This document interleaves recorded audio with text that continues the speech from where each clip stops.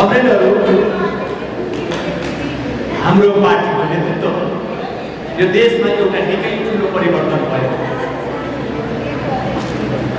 यो परिवर्तन जसलाई हामीले सङ्घीय लोकतान्त्रिक गणतन्त्र पनि भन्दछ,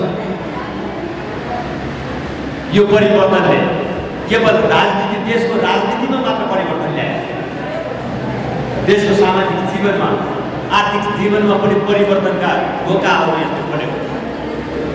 तपाईँले सुन्नुभएको होला, पहिले 7 सालमा पनि क्रान्ति अलिअलि सानो क्रान्ति भएका थिए, 46 सालमा पनि ठुला आन्दोलनै भएका थिए। तर ती सबै आन्दोलनहरूबाट देशको राजनीतिक व्यवस्थामा परिवर्तन भएको थियो।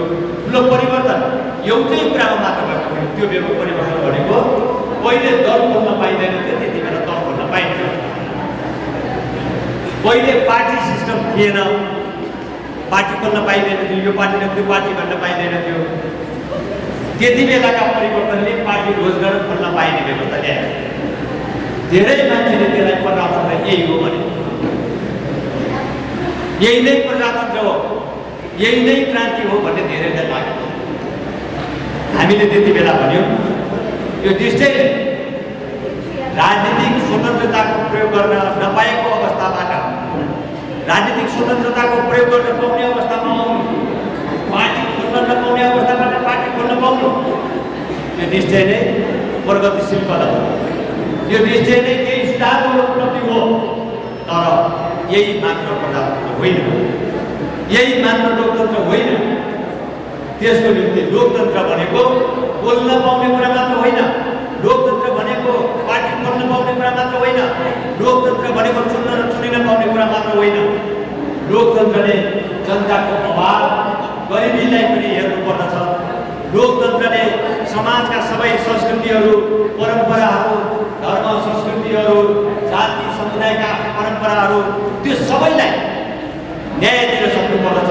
त्यसकारण लोकतन्त्र भनेको त्यो राजनीतिक अधिकारसँग सम्बन्धित कुरा पनि हो, लोकतन्त्र भनेको आर्थिक अधिकार पनि हो, लोकतन्त्र भनेको सामाजिक सांस्कृतिक अधिकार पनि हो। त्यसकारण अब 46 सालसम्मका परिवर्तन जे जस्ता भएका थिए, पार्टी राजनीतिक चुन्ने र चुनिने अधिकार त प्राप्त भयो, पार्टी भन्न पाउने अधिकार प्राप्त भएको थियो। त्योभन्दा पनि अहिले जो हामी समानुपातिक समावेशीकरणका कुरा गर्छौँ, हामी सबै क्षेत्र जाति समुदायको प्रतिनिधित्वको कुरा गर्दछौँ, चुन्ने र चुनिने व्यवस्थामा पनि यो कुरा थिएन। केवल राजनीतिक अधिकारका पनि केही भाग आंशिक सुधारको कुरा मात्र थिए। त्यसकारण देशमा एउटा ठुलो क्रान्तिको आवश्यकता छ। पूर्ण प्रजातन्त्रको प्राप्तिको लागि हामीलाई यो लाग्यो, हाम्रो पार्टीले त्यति बेला यही कुरो गर्यो र हामीले 2052 सालदेखि पूर्ण प्रजातन्त्रको प्राप्तिको लागि, लोकतन्त्रको वास्तविक लोकतन्त्रको स्थापना गर्नको लागि देशमा एउटा नयाँ क्रान्ति सुरु भयो। वास्तविक लोकतन्त्र, वास्तविक प्रजातन्त्र प्राप्त गर्नको लागि हामीले एउटा क्रान्तिको अभियान सुरु गर्यौँ 52 सालमा। यहाँ आइपुग्दाखेरि अब धेरै मान्छेलाई धेरै प्रश्न छ, अब यो क्रान्ति थियो कि भ्रान्ति थियो? कति बेला त्यस्तो पनि लाग्छ, कतिपयले यो क्रान्ति पुरा भयो कि पुरा भएन, मान्छेलाई कतिपयलाई दिमागमा यो पनि चलिराखेको छ। अब यो सम्बन्धी हामी एउटा प्रश्न दृष्टिकोण निर्माण गर्नु जरुरी हुन्छ। पहिला कुरा हामीले यो कुरा के चिज पाइयो, के चिज पाउन बाँकी छ, पाइएका चिजको रक्षा कसरी गर्ने, पाउने चिज बाँकी रहन जो पाउन बाँकी छ, प्राप्त हुन बाँकी छ, त्यो कुराको प्राप्ति कसरी गर्ने। आजको राजनीतिको मूल विषय यति हो। आजको राजनीतिको मुख्य कुरा यति हो। के चिज पाइयो देशमा अब भनिराख्नु परेन। योभन्दा पहिला राजतन्त्र सर्वेसम्म चाहे संवैधानिक राजतन्त्र बने भने तपाईँलाई मैले एउटै मात्र कुरा भनौँ, जतिसुकै प्रजातन्त्रको कुरा गरेर पनि 46 साल पछि गणतन्त्र यो देशमा नआउँदासम्म, जनयुद्ध जनआन्दोलन नहुँदासम्म देशमा प्रजातन्त्र कस्तो थियो भन्ने कुराको एउटा दृष्टान्तमा तपाईँलाई राख्नु। हामी त्यति बेला माओवादीहरू युद्ध गरिराखेका थियौँ। त्यति बेला काङ्ग्रेस एमाले लगायतका पार्टीहरू सरकारमा पालो पालो सरकार चलाइराखेका। हामीले के भन्यौँ भने अब यो देशमा संविधानमा नै केही त्रुटि छ, सरकार कसरी चलाउने भन्ने मात्र होइन, संविधानमै केही त्रुटि छ, संविधान बदल। त्यो संविधान बदल्नको लागि अब नयाँ संविधान कसरी बनाउने, देशको मूल कानुन कसरी बनाउने भन्ने बारेमा संविधान सभाको चुनाव गरौँ, संविधान सभा गठन गरौँ र जनताबाट चुनिएका प्रतिनिधिहरूले संविधान बनाउने व्यवस्था गरौँ भनेर हामीले युद्धकै बिचमा प्रस्ताव सरकारसँग राख्यौँ। सायद 58 सालमा पहिलो वार्ता पनि भयो, तपाईँलाई थाहा हुन्छ। 58 सालमा एकपटक सरकार र माओवादीको बिचमा पहिलोपटक वार्ता भयो, 2058 साल। हामीले संविधान सभाको चुनाव गरौँ भन्यौँ। त्यति बेला शेरबहादुर देउवाजी प्रधानमन्त्री हुनुहुन्थ्यो क्या, शेरबहादुर देउवाजी संविधान सभामा त जान सकिन्न भन्ने किन, हामीले किन भनेर प्रश्न गऱ्यौँ। राजा मान्दैनन् होइन, यो त तपाईँहरू राजा संवैधानिक भइसक्यो भनेर भन्दै हुनुहुन्थ्यो, देशमा प्रजातन्त्र आइसकेछ र प्रतिनिधिले शासन गर्ने हो भन्दै हुनुहुन्थ्यो। अनि राजाले नमाने के भयो त, तपाईँहरू तयार भयो त। यदि तपाईँहरू कार्यकारी चाहिँ हो भने अब तपाईँले माने भयो त, राजाले नमाने के बिग्रियो, हामीले यही कुरा भन्यौँ। हुँदैन हुँदैन हुँदैन, राजाले मान्दैन, राजासँग अरू बढी शक्ति छ, अरू ताकत छ, फौजी शक्ति छ, सब छ, त्यसकारण सकिँदैन भनेर त्यति बेलाको प्रधानमन्त्रीजीले भन्नु। अनि मैले यो किन भन्दैछु भने व्यवस्था लोकतन्त्र भने पनि व्यवस्था प्रजातन्त्रको कुरा गरे भने सम्पूर्ण शक्ति त राजाको हातमा नै रहेछ कि, यो कुरा त केही पुष्टि गर्दथ्यो, राजाको हातमा त्यो सम्पूर्ण। अब काङ्ग्रेस नमान्ने भइसकेपछि त्यो बेला सिलगढीमा एउटा बैठक बस्यो, वामपन्थी पार्टीहरूको मात्रै एउटा बैठक बस्यो सिलगढीमा। माधव नेपालजीहरू, केपी ओलीजीहरू, धेरै छेसिपी मैनालीजीहरूदेखि लिएर रोहितजीदेखि लिएर धेरै नेता वामपन्थी नेताहरूको सिलगढीमा एउटा भेला हो। अनि हाम्रो पार्टीले के प्रस्ताव राख्यो भने त्यहाँ काङ्ग्रेस संविधान सभामा नमान्ने भयो, अब काङ्ग्रेसले त मानेन, तर कम्तीमा पनि वामपन्थी पार्टीहरूको एउटा साझा मत बनाएर देशमा संविधान सभा चाहिन्छ भन्ने एउटा साझा मत बनाऊ, साझा धारणा सार्वजनिक गरौँ, काङ्ग्रेसलाई पनि दबाब हुन्छ, त्यसपछि संविधान सभाको चुनाव हुन्छ भनेर हामीले 58 सालमा वाम पार्टीहरूसँग पनि एउटा राख्यौँ। राखेपछि त्यति बेला अरू कोही पनि वामपन्थी पार्टी तयार भएन, वामपन्थी पार्टीहरू तयार भएन, सबैले फेरि राजा नै देखाए। कुरा त ठिक हो, संविधान सभाबाट संविधान बनाउने कुरा त ठिक हो, तर राजा मान्दैनन्, के गर्ने, सबैको त्यही। त्यसले अब यो कुरा मैले किन भनेको भन्दा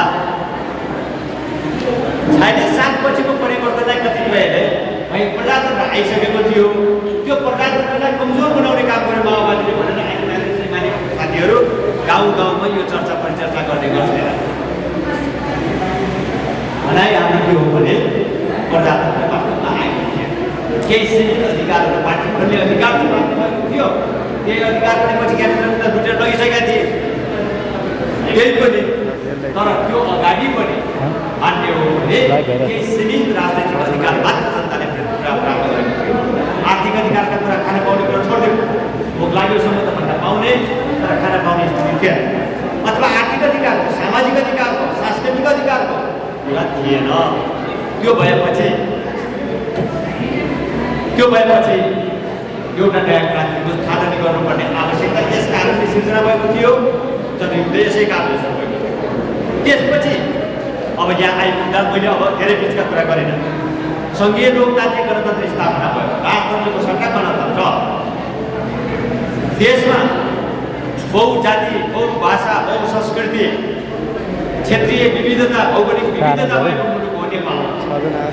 यो सबैले भन्दै आएको कुरा भन्ने चाहिँ विविधतायुक्त नेपाल भन्ने, बहुभाषा, बहुसंस्कृति, क्षेत्रीय विविधता, तर गर्ने बेलामा सम्पूर्ण शासनको केन्द्रभार सिंहदरबार मात्र हुने, काठमाडौँ मात्र हुने। काठमाडौँको एउटा वार्डमा वर्षभरि हुने खर्च र कर्णालीको एउटा गाउँ गाविसमा त्यति बेला हुने खर्चको अनुपातमा 100 गुणा अन्तर। यहाँको कर्णालीको मुखुको एउटा पालिकामा हुने, एउटा पालिका गाविसमा हुने बजेट छुट्याउने, राज्यले छुट्याउने बजेटभन्दा काठमाडौँ उपत्यकाभित्र एउटा वडाको छुट्याउने बजेट 100 गुणाले धेरै हुने स्थिति त्यति बेला भयो। यसैलाई हामीले के भन्यो भने राज्यको केन्द्रीकृत चरित्र भन्यो। राज्यको केन्द्रीकृत चरित्र भयो, काठमाडौँ केन्द्रित चरित्र भयो, सिंहदरबार केन्द्रित चरित्र भयो। सानोभन्दा सानो काम गर्नको लागि पनि काठमाडौँ आउनु पर्ने। 500 को बजेट माग 5000 को बजेट माग्नको लागि 10,000, 15,000, 20,000 को बजेट गाउँको सानो एउटा खानेपानीको टङ्की बनाउनको लागि पनि काठमाडौँ आउनुपर्ने, सिंहदरबार आउनुपर्ने। मुगुबाट काठमाडौँ आएर एउटा खानेपानीको टङ्की मागेर जानको लागि त्यो टङ्की बनाउने मूल्यभन्दा काठमाडौँ आउनेर जाने मूल्य चाहिँ धेरै। यो राज्य व्यवस्थाको यो चरित्र भयो। यो केन्द्रीकृत चरित्र बदल्नु पर्दछ र यो केन्द्रीकृत चरित्रको सट्टा सङ्घात्मक व्यवस्था ल्याउनु पर्दछ, सङ्घीय व्यवस्था ल्याउनु पर्दछ भनेर हामीले राजतन्त्रको सट्टा वंशवादमा आधारित शासन व्यवस्थाको सट्टा जनताका प्रतिनिधिहरूले राष्ट्रका प्रमुख चुन्ने, देशका प्रमुख चुन्न पाउने व्यवस्था राजनीतिक व्यवस्थाको कुरा गऱ्यौँ। काठमाडौँ केन्द्रित राज्य व्यवस्थाको सट्टा सङ्घीय राज्य व्यवस्था हुनुपर्दछ भन्ने कुरा हामीले गऱ्यौँ। त्यसै गरी एकात्मक खालको भन्दै बेलामा यो बहुजातीय हो, बहुभाषिक हो, बहुधार्मिक छ, धेरै संस्कृतिहरू भएको देश हो भनेर भन्ने, तर गर्ने बेलामा एउटै भाषा संस्कृति, एउटै जाति भाषा संस्कृतिबाट सबै शासित हुनुपर्ने खालको जुन व्यवस्था थियो, जसलाई हामीले एकात्मक राज्य व्यवस्था भनेर भन्यौँ। एकात्मक राज्य व्यवस्थाको सट्टा समावेशी, समानुपातिक, मान्यतामा आधारित, सिद्धान्तमा आधारित शासन व्यवस्था स्थापना गर्ने कुरा आज देशमा त्यसै कारण त्यही क्रान्तिको परिणाम आज देश राजतन्त्रको सट्टा गणतन्त्र स्थापना भएको देश। केन्द्रीकृत राज्य व्यवस्थाको सिंहदरबार केन्द्रित राज्य व्यवस्थाको सट्टा सङ्घीय राज्य व्यवस्था स्थापना भएको छ। सायद तपाईँले अनुमान गर्नुहोला, तपाईँले यहाँ काठमाडौँबाट आउनुभएका साथीहरू हुनुहुन्छ भने हुनुहुन्छ पक्कै पनि। काठमाडौँबाट आउनुभएका साथीहरूले यो कुराको हिसाब गर्नु होला, एउटा हिसाब निकाल्नु होला। यो देशको सङ्घीय व्यवस्था आउनुभन्दा अगाडि पहिलेको पालिकामा 7वटा गाविस थियो। काठमाडौँको त अझ परको कुरा भयो। हतियारको पनि सुन्नु होला, हतियारको 7वटा गाउँ गाविस थिए पहिले। एउटा गाविसमा यहाँबाट बजेट कति जान्थ्यो? 20 लाख, 25 लाख, बढीमा 20-25 लाख जान्थ्यो एउटा गाविसमा। एउटा गाविसमा 20-25 लाख बजेट जाने ठाउँमा 7वटा गाविसमा कति गयो? 1.5 करोड रुपियाँ गयो। 1.5 करोड रुपियाँ जान्थ्यो यहाँबाट। अहिले कतै गाउँपालिकामा कम्तीमा 30 करोड रुपियाँ जान्छ। र त्यही 1.5 करोडको सट्टा 30 करोड रुपियाँ एउटा पालिकामा एकैसाथ नै पुर्याउने व्यवस्था यो सङ्घीय व्यवस्था। आज कतिपय मान्छेलाई यो सङ्घीय व्यवस्था काम लाग्दैन भन्ने लाग्छ। जसले यो सङ्घीय व्यवस्था किन नै हिजो कर्णालीको अधिकार पनि आफैले प्रयोग गर्न पाएका थिए, सुदूरपश्चिमको अधिकार पनि आफैले प्रयोग गरेका थिए। कहाँ गएको थियो त्यो 30? अहिले 30 करोड जाने त्यो 1.5 करोड पुऱ्याउनु पर्ने थियो। अझ प्रदेशबाट थपिने कुरा त अझ छुट्टै छ। त्यो प्रदेशबाट थपिने अरू करोडको कुरा त अझ छुट्टै छ। भन्दा 50 करोड जाने, 1 करोडबाट 50 करोड कुन जिल्लामा जाने हो? हतियार गाउँपालिका काठमाडौँको छुट्टै यस्तै कुरा भइरहेको, गाउँको यस्तै कुरा होला, सुरुको यस्तै कुरा होला। भन्दा अहिले जे चिज भइराखेको थियो त्यो यतै कतै घुमिराखेको थियो, यतै कतै घुमिराखेको थियो भन्नुको अर्थ कर्णालीको जनताको अधिकार यही कतैको अरू कसैले प्रयोग गरिदिइराखेको थियो। तपाईँ हाम्रो अधिकार अरू कसैले बुझिदिइराखेको थियो। त्यसको सट्टा हाम्रो सङ्घीय व्यवस्था चाहिन्छ भने सङ्घात्मक व्यवस्था आज स्थापना गरेको छ। अरू कसैलाई सङ्घीय व्यवस्था अनावश्यक लाग्दा, तर हामी कर्णालीवासीको लागि सङ्घीय व्यवस्था हाम्रो जीवन हो, हाम्रो आवश्यकता हो।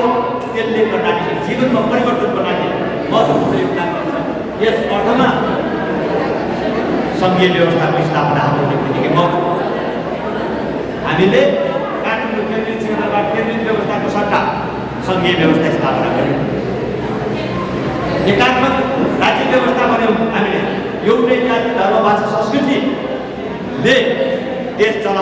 स्थितिमा यो बहुभाषिक बहुधार्मिक र बहुसांस्कृतिक जो देश थियो त्यो सबैको सबै जातीय भाषा संस्कृतिको समावेशी समानुपातिक प्रतिनिधित्व हुन पाउने व्यवस्था हामीले स्थापना गऱ्यौँ। क्रान्तिका उपलब्धिहरू यी हाम्रो क्रान्तिका उपलब्धिहरू यसको रक्षा गर्नुपर्नेछ, यसको बचाउ गर्नुपर्नेछ। हामी त्यति मात्र होइन, संविधानमा अरू केही जनताको अधिकारका कुराहरू लेखिएका छन्। जनताको खाना पाउने अधिकार, घाँस बास शिक्षा स्वास्थ्य रोजगारीको राज्यले अनिवार्य रूपमा ग्यारेन्टी गर्नुपर्ने कुरा संविधानमा लेखिएको छ। तर कैयन मान्छेलाई यो गर्दा धेरै चित्त बुझाएको छैन, गणतन्त्रको चित्त बुझाएको छैन, केही मान्छेलाई यो सङ्घीय व्यवस्थाको चित्त बुझाएको छैन। यो त बराबर अगाडि जाने भयो, अर्को उता पनि जाने भयो, यस्तो लागिरहेको छ। अब हिजो है कहाँ यो समानुपातिक समावेशी भनेर अब यहाँ नोक्सान भयो भन्ने परिराखेको छ कतिलाई यो व्यवस्था मन परेको छैन। कहाँ राज्यले चाहिँ गाडीबाट शिक्षा स्वास्थ्य रोजगारी ग्यारेन्टी गर्न सक्छ, जसले सक्छ उसैले गर्छ, नसक्नेको बुझीमा कतिले दिने भन्ने टाइपको कुरा गर्ने एक थरी मान्छेहरू छ जसलाई यो व्यवस्था चित्त बुझाएको छैन। उनीहरू यो व्यवस्थालाई समाप्त गर्न चाहन्छ, यो व्यवस्थालाई फेरि उल्टाउन चाहन्छ। तपाईँहरूले सुन्नुभएको छ कि अस्ति केपी ओलीले 2 पटक संसद विघटन गर्यो, 2 पटक संसद विघटन गरे। त्यो तपाईँहरूले ठान्नुभयो होला त्यो संसद विघटन मात्र थियो। अघिल्लो दिन सांसद थिए, पछिल्लो दिन सांसद रहन पाएनन्, यति हो। बुधबार त सांसद पनि थिएन, हाम्रो पार्टीको के टेन्सन भने तपाईँहरूलाई यदि लागेको छ भने यो गल्ती हुन्छ। त्यो केपी ओलीले 2 पटक गरेको संसदको विघटन, त्यो संसदको विघटन मात्र होइन, सङ्घीय लोकतान्त्रिक गणतन्त्रको विघटनको एउटा बाटो तयार गर्दै थिए उनी। सङ्घीय लोकतान्त्रिक गणतन्त्रको विघटनको बाटो हिँडाउन खोजिराखेका थिए, किनकि केपी ओलीजीलाई पनि यो सङ्घीय लोकतान्त्रिक गणतन्त्र धेरै मन परेको छ। हामी त जनयुद्ध गऱ्यौँ यो व्यवस्था ल्याउनलाई। एमाले पनि जनआन्दोलन गर्दै, जनआन्दोलन गर्ने बेला पनि एमालेको नेता त उहाँ हुनुहुन्थ्यो, 12 नेपालीहरू दण्डार्थीहरू नेता हुनुहुन्थ्यो। त्यति बेला जनआन्दोलनको अगुवाई उहाँले गर्नुभयो। त्यस कारण यो व्यवस्थाको अलिअलि माया चाहिँ उहाँलाई, अब धेरै माया त हामीलाई हुने भइहाल्यो, किनभने यो नट गेट गरेर आएको यो व्यवस्था यो बलिदान दिएर आएको कारणले यो व्यवस्थाको रक्षा गर्ने कुराको जिम्मेवारी चिन्ता माया त माओवादीलाई धेरै हुने भइहाल्यो। जनआन्दोलनमा पनि साथीहरू हुनुहुन्थ्यो, केही जनआन्दोलन गरेर यो व्यवस्था परिवर्तनको निम्ति योगदान गर्ने एमालेको कुरा गर्नु। त्यति बेला एमालेको नेताहरू माधव नेपाल दलनाजीहरू हुनुहुन्थ्यो नि, सायद त्यो कारणले पनि होला उहाँहरूलाई अहिले यो व्यवस्था नगुन्नुहोस्, कम्तीमा पनि अब ल्याइदा हालियो भन्ने होला, उहाँले यो व्यवस्था नगुन्दियो हुन्थ्यो भन्ने पनि होला। त्यस कारण सायद आज उहाँले एमालेमा केपी ओलीजीहरू दिनदिनै यतातिर संसदतिर हाम्रो पार्टी फुटाइदिने, हाम्रो पार्टी फुटाउन षड्यन्त्र गर्ने भनेर उहाँहरूको पार्टी फुटाउन षड्यन्त्र कसैले गरेको? उहाँले जुन दिन त्यो संसदको विघटन गराउनु भयो, जुन दिन संसद यो सङ्घीय लोकतान्त्रिक गणतन्त्र विघटन गराउने बाटोमा त्यसलाई हिँडाउनु भयो, केही दिनमा त्यो पार्टी फुट्यो। एक तरिकाले संसद विघटन बेठिक बन्न थाल्नुभयो, एक तरिकाले संसद विघटन ठिक छ बन्न थाल्नुभयो। पार्टी त त्यही फुट्यो हो। पार्टी फुटाउने काम रोक्न त के कसले गरे हो? अर्काले गर्नुपर्छ त्यो कुरा होइन, अरू कसैले गरे? ओलीजीले गरे। अहिले एमालेका नेताहरू उहाँहरूले गरे। उहाँहरू संसद बेठिक विघटन गर्न ठिक छ भन्नुभयो, अर्कोले बेठिक भन्नुभयो। ठिक हुने एकातिर जानुभयो, बेठिक हुने उजुर गर्नेतिर लाग्नुभयो, सडकमा आन्दोलन गर्नेतिर लाग्नुभयो। बरु आश्चर्यको कुरा केही आन्दोलनमा लागेका केही साथीहरू फर्केर त्यो बरु आश्चर्यको कुरा हो। नेता त पार्टी त त्यही फुट्या हो नि त। यो अरूले गरिदिनु पर्ने, अरूले गरे, अरूले षड्यन्त्र गरे भनेर आफ्नो कमजोरी छोप्ने काम त्यो उहाँहरू जे गरिराख्नु भएको छ त्यो उहाँको पर्दा लाएर आफ्नो लुवाको छोप्ने कुरा हो। मैले अहिले यति मात्र भनेको यहाँ उहाँहरू यो मैले यो उहाँहरूको कुरा मात्र एमालेका साथीहरूको कुरा मात्र, अरू धेरै यस्ता साथीहरू छन् जो यो व्यवस्था उल्टाउन पायो, समावेशीकरणको व्यवस्था उल्टाउन पायो हुन्थ्यो, समानुपातिक व्यवस्था उल्टाउन पायो हुन्थ्यो भन्ने लाग्छ। सङ्घीयता उल्टाएर फेरि सिंहदरबारमै अधिकार चाहिँ केन्द्रित गर्न पाए तान्न पाए हुन्थ्यो भन्ने लागेको छ। कतिपयले चाहिँ राजतन्त्र नै फर्काउन पाए पनि हुन्थ्यो कि भन्ने लागेको छ र ती मान्छेहरू कोसिस गरिराखेका छन्।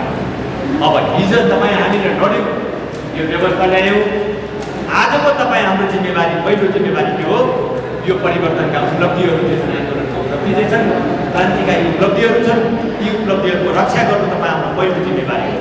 आजको पहिलो तपाईँ हाम्रो कर्तव्य, तपाईँ हाम्रो जिम्मेवारी यो उपलब्धिको रक्षा गर्नुपर्नेछ। मैले अघि भन्दै थिएँ, संसद विघटन, सङ्घीय लोकतान्त्रिक गणतन्त्रको विघटनको बाटो थियो किन? म तपाईँलाई एउटा सम्झाउँछु मात्र। 60 सालमा शेरबहादुर देउवाजीले त्यति बेला संसदको विघटन गर्नुभयो, चुनावै गर्ने भनेर घोषणा गर्नुभयो। संसद विघटन गरेर चुनावको घोषणा गर्नुभएको थियो। हामीले के भन्यौँ त्यति बेला भने यो संसदको विघटन मात्र होइन, भ्रम नपर्नु, संसदीय व्यवस्थाको विघटन भयो। फेरि अर्को चुनाव हुने छैन। घोषणा त तपाईँले चुनावको गर्नुभएको छ, तर चुनाव हुने छैन। अनुचित, अप्राकृतिक ढङ्गले, गलत उद्देश्यका साथ संसद विघटन गरिएको कारणले हामीले त्यति बेला भनेका थियौँ यो संसदको चुनाव हुनेवाला छैन। यो संसदीय व्यवस्थाको विघटन हो। तपाईँले भन्नु होला संसदको मात्र विघटन, संसदीय व्यवस्थाको विघटन भनेर हामीले भनेका थियौँ। प्रकारान्तरले केही कुरा नै सही साबित भयो। त्यो संसदीय व्यवस्थाको विघटन भयो। अब त्यसपछि जनताले कति लडाइँ लड्नु पऱ्यो त्यो कुरा सबलाई थाहा छ। ठिक आज ओलीजीले जुन उद्देश्यका साथ अप्राकृतिक ढङ्गले, असंवैधानिक तौरबाट संसदको जसरी विघटन गर्नुभएको थियो, त्यो खासमा चुनाव गराउनको लागि थिएन, व्यवस्थालाई विघटन गराउनको लागि थियो भन्ने कुरा मैले अघि भनिसकेँ। म यो विषयमा धेरै नहुनु, त्यसकारण यस्ता कोसिसहरू अझ भइरहेका छन्। आज पनि उहाँले कोसिस गर्नुभयो, जनताले आन्दोलन गरे, पार्टीहरूले आन्दोलन गरे, उहाँहरूको प्रयास असफल भयो। एक राउन्ड उहाँहरू असफल भयो, जनताले जिते, परिवर्तनकारी शक्तिहरूले फेरि जिते। तर उहाँहरू अझै पनि उहाँ जस्तै मान्छेहरू, उहाँ जस्तै प्रवृत्तिहरू बोकेका मान्छेहरू, शक्तिहरू अहिले पनि यो परिवर्तनका उपलब्धिहरूलाई समाप्त गर्नको लागि कोसिस गरिराखेका छन्। हाम्रो खबरदारी भइरहनु पर्दछ, हामी सजग भइरहनु पर्दछ, हामी सचेत भइरहनु पर्दछ र यो परिवर्तनका उपलब्धिहरूको रक्षा गर्ने, रक्षाबारी गर्ने जिम्मेवारी हामीले पुरा गर्नुपर्नेछ। लडेर प्राप्त गरेको, बलिदान गरेर प्राप्त गरेको यो व्यवस्थाको रक्षा गर्ने, परिवर्तनका मूल्यहरूको रक्षा गर्ने कुरा तपाईँ हाम्रो आजको एउटा पहिलो कर्तव्य हुनुपर्दछ, जिम्मेवारी हुनुपर्दछ। एक मैले आज तपाईँलाई दोस्रो कुरा, अब फेरि अर्को कुरा पनि छ। अर्को कुरा भनेको हामीले यो समग्र क्रान्ति चाहिँ भनेका थियौँ, यो क्रान्तिमा हामीले खोजेका सबै कुरा अझै पुरा भइसकेका छैन। यो कुरा पनि साँचो हो, सबै कुरा पुरा भएका छैनन्। जे कुरा बाँकी छन् त्यसलाई पुरा गर्नुपर्ने तपाईँ हाम्रो अर्को दायित्व, अर्को कर्तव्य हो। तर तपाईँलाई यो पनि रहँदा फरक नपर्छ। अब क्रान्तिका बाँकी कार्यभार पुरा गर्नको लागि फेरि समय गइराख्नु पर्नेछ। यो होइन, फेरि बदली उठाउनु पर्नेछ। यो पनि होइन। हामीले जनता अब यो व्यवस्था यति परिवर्तन गरिसकेपछि, गणतन्त्र ल्याइसकेपछि, सङ्घीयता ल्याइसकेपछि, समानुपातिक समावेशीकरणको कुरा गरिसकेपछि अब जनताको अभिमत लिएर यो केही नहुँदै हिजो सम्पूर्ण अधिकार राखेको दरबारभित्र राखेर बाहिर गरिने प्रतिस्पर्धाले त धेरै अर्थ राख्दैन। तर आज राजालाई राजनीतिबाट विदाई गरिसकेपछि, देशमा सङ्घीयता समावेशीकरणको कुरा गरिसकेपछि अब हामी के टुङ्गोमा पुगेका छौँ भने अब जनताबाट मत लिएर, जनताको बिचमा गएर प्रतिस्पर्धा गरेर, हाम्रो विचार राजनीतिबाट, हाम्रो कर्मबाट आफ्नो श्रेष्ठता साबित गरेर हामी क्रान्तिका बाँकी कार्यभारहरू पुरा गर्छौँ। क्रान्तिका हामी बाँकी कार्यभारहरूलाई पुरा गर्नुपर्ने छ। हामीले यही हो, पार्टीलाई हामीले गर्नुपर्ने कुरा पनि यही हो। एउटा काम उपलब्धिको रक्षा गर्नुपर्नेछ, त्यसको रखवाली गर्नुपर्नेछ। अर्को क्रान्तिका बाँकी कार्यक्रमहरू हामीले पुरा गर्नुपर्नेछ। बाँकी क्रान्तिका कामहरू हामीले अझै पनि संविधानमा लेखिएको छ, नास्ता, शिक्षा, स्वास्थ्य, रोजगारी राज्यले प्रत्येक नागरिकको लागि ग्यारेन्टी गर्नुपर्दछ। अब त्यो ग्यारेन्टी गर्नको लागि यो क्रान्तिको बाँकी कार्यभार हामीले पुरा गर्नुपर्छ। त्यो कार्यभार हामीले अब यो मुलुकको अभाव, गरिबी र पछौटेपनको अवस्था छ, यो मुलुकलाई समृद्धिको बाटो अगाडि बढाउनु पर्नेछ र त्यो समृद्धिको वितरण न्यायोचित ढङ्गले गर्नुपर्नेछ, न्यायपूर्ण ढङ्गले गर्नुपर्छ। हामीले मुलुकलाई समृद्ध पनि बनाउनु गर्नुपर्नेछ। त्यो समृद्धिको पहुँच, समृद्धिको वितरण न्यायपूर्ण ढङ्गले गर्नुपर्नेछ। त्यो क्रान्तिको लागि कार्यकाल। त्यसकारण हामीले क्रान्तिकाको उपलब्धिको रखवाली गर्ने, क्रान्तिका बाँकी कार्यभारहरू पुरा गर्ने दुईटा दायित्व आज तपाईँ हाम्रो अगाडि छ। यो पुरा गर्नुपर्नेछ। यसको निम्ति हामी अगाडि बढ्नुपर्नेछ।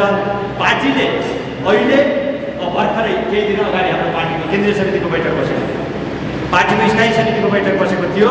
पार्टीको केन्द्रीय समितिको बैठक, स्थायी समितिको बैठकले यो कुरालाई गम्भीरतापूर्वक एकपटक मनन गरेको छ र एउटा सङ्कल्प लिएको छ।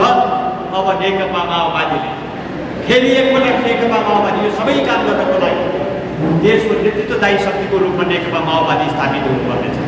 परिवर्तन विरोधी शक्तिहरू, क्रान्ति विरोधी शक्तिहरू देशको नेतृत्वको दायित्व अङ्गमा नेतृत्वमा रहेर अब देशको गरिबी जनताको न्यायपूर्ण उद्देश्य पुरा हुँदैन। त्यसको लागि क्रान्तिको अगुवाई गरेको शक्ति नेकपा माओवादीले देशको नेतृत्व गर्नुपर्ने स्थिति आउनुपर्छ, बनाउनुपर्छ।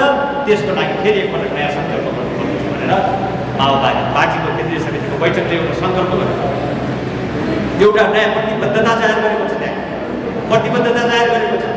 सिङ्गो देशमा कुरा गर्दैछु म। देशको हिसाबले हेर्दा यो सङ्कल्प गरेको छ, यो प्रतिबद्धता गरेको छ। हो, यो बिचमा अलिअलि तपाईँलाई पनि लागेको छ, पार्टीले पनि, पार्टीको नेतृत्वदायी तहले पनि यो कुरा महसुस गरेको छ। यो बिचमा अलिअलि हाम्रो पार्टी, हामी नेताहरू सबै जुन ढङ्गले अगाडि बढ्नुपर्छ, जनअपेक्षा अनुसार जनतासँग जोडिएर, जनदिशा प्रयोग गरेर जसरी अगाडि बढ्नुपर्थ्यो, मै कतै अलिअलि अल्मलहरू, अलिअलि कमीहरू रहेका छन्। त्यो तपाईँहरूले धेरै पर्खिनु छैन। हामी आफैतिर पटक पटक मन्त्री भएका, देशमा प्रधानमन्त्री भइसकेका, पटक पटक मन्त्री भएका, पार्टीको नेतृत्वदायी तहमा बसेकाले नै सबभन्दा बढी आत्मसमीक्षा गर्नुपर्दछ भनेर हामीले भनेका छौँ। गरि पनि राखेका छौँ र माओवादी पार्टीलाई देशको फेरि नेतृत्वदायी शक्तिको रूपमा पुनर्स्थापित गर्छ, देशको पहिलो राजनीतिक शक्तिको रूपमा पुनर्स्थापित गर्ने एउटा सङ्कल्प लिएका छौँ। हामीले एउटा प्रतिबद्धता जाहेर गरेका छौँ, एउटा सङ्कल्प गरेका छौँ। कतिपय मान्छेलाई भनेर हुन्छ, ती मान्छेलाई केही पनि लाग्थ्यो कुनै बेला भने हामी जनयुद्ध सुरु गर्ने बेला यति सानो थियो, थोरै मान्छे देशभरिमा हेर्नुभयो भने मुस्किल 2-4 लाख मान्छे जस्तो हुन्थ्यो। तर त्यो शक्तिले एकपटक देशमा कायापलट गर्यो, उथल ल्यायो। जब एउटा सपना बोक्यो, एउटा सङ्कल्प गर्यो, त्यो सपनालाई साकार गर्ने हामीले देशमा एउटा उथल ल्यायो, एउटा कायापलट। अब फेरि एकपटक क्रान्तिको उपलब्धिहरूको रक्षा गर्ने, बाँकी कार्यभार पुरा गर्ने यो उद्देश्यको निम्ति नेकपा माओवादीलाई मुलुकको नेतृत्वदायी शक्तिको रूपमा, मुलुकको बलियो शक्तिको रूपमा फेरि पुनर्सङ्गठित गर्नुपर्ने, पुनर्स्थापित गर्नुपर्ने आज समयले मागेको छ, आजको आवश्यकता बनेको छ। यो आवश्यकता पुरा गर्नको लागि अब हामी अगाडि बढेका छौँ। हामी यो कुरा गर्छौँ। यो पार्टीको कर्णाली प्रदेश, अस्ति कर्णाली प्रदेशको एउटा बैठक बस्छ। कर्णाली प्रदेशका पनि हामी 10 जिल्लाका साथीहरूको एउटा भर्चुअल मिटिङ पनि गरेको, अध्यक्षले पनि बोल्नुभयो। यहीबाट 10 जिल्लाका साथीहरू, 10 जिल्लाका सदस्यहरू जुट्नुभयो। अनि त्यहाँबाट पनि यहाँ हेर्ने, यहाँबाट पनि त्यहाँ हेर्ने, एउटा जिल्लाले अर्को जिल्लालाई हेरेर बग्ने व्यवस्था गरेर हामीले एउटा भर्चुअल कार्यक्रम राख्यौँ 10 जिल्लामा। र हामीले त्यहाँ एउटा फेरि एउटा नयाँ सपना र प्रतिबद्धताको कुरा गरेका छौँ। हिजो जुन क्रान्तिको आधार इलाकाको रूपमा कर्णाली प्रदेशलाई क्रान्ति, हिजोको क्रान्ति गर्ने क्रान्तिको आधार किल्लाको रूपमा, आधार इलाकाको रूपमा कर्णालीले भूमिका निर्वाह गर्यो। कर्णाली प्रदेश अब क्रान्तिका बाँकी कार्यभार पुरा गर्दा समाजवादको यात्रामा अगाडि बढ्ने यो अभियानको आधार किल्लाको रूपमा फेरि कर्णालीले आफूलाई तयार गर्नुपर्छ। हामीले त्यो सपना र प्रतिबद्धता फेरि एकपटक जाहेर गर्नुपर्दछ। हामीले कर्णाली प्रदेशको पार्टीले कर्णाली प्रदेशको पार्टीले यही प्रतिबद्धता र यही सङ्कल्प फेरि हामीले यही सङ्कल्प गरेका छौँ। हिजो क्रान्तिको आगामी इलाकाको रूपमा कर्णालीलाई स्थापित गर्यो। आज हामी नयाँ राजनीतिक परिवर्तन कस्तो हुनुपर्दछ भन्ने कुराको मोडेल हामीले कर्णालीबाट फेरि क्रान्तिका बाँकी कार्यभारहरू पुरा गर्ने आधार इलाकाको रूपमा हामीले कर्णालीलाई स्थापित गर्नुपर्नेछ। सँगसँगै परिवर्तित व्यवस्था कस्तो हुनुपर्दछ, परिवर्तन कस्तो हुनुपर्दछ भन्ने कुरा एउटा मोडेल, सकारात्मक मोडेल हामीले कर्णालीबाट दिनुपर्दछ। यो सङ्कल्प र यो प्रतिबद्धता फेरि हामीले जारी गरेका छौँ र कर्णालीलाई अब क्रान्तिका बाँकी कार्यभार पुरा गर्ने नयाँ आधार इलाका र नयाँ मोडेल हाम्रो सङ्कल्प। कर्णालीको कुरा